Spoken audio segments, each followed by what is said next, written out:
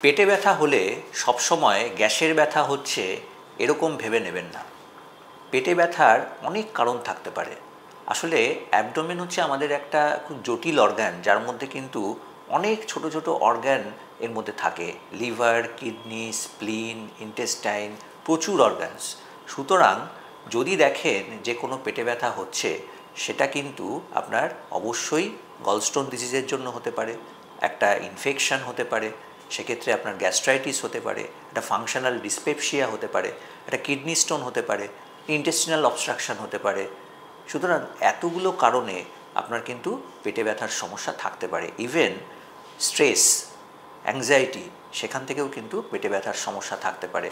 অনেকের ক্ষেত্রে upper abdominal pain আমরা দেখেছি যে একটা হার্ট অ্যাটাকের সমস্যার জন্য হচ্ছে, সেটাও হতে পারে। কনস্টিপেশন হলো, তার জন্য পেটে ব্যথা হতে পারে।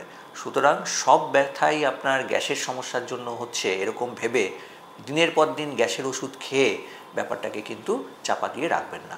চেষ্টা করবেন ফিজিশিয়ান দেখানোর এবং তারপরে সেরকম অনুযায়ী পরীক্ষা নিরীক্ষা করে পেটে ব্যথার প্রপার কারণ দেখে ট্রিটমেন্ট করার ব্যবস্থা করুন।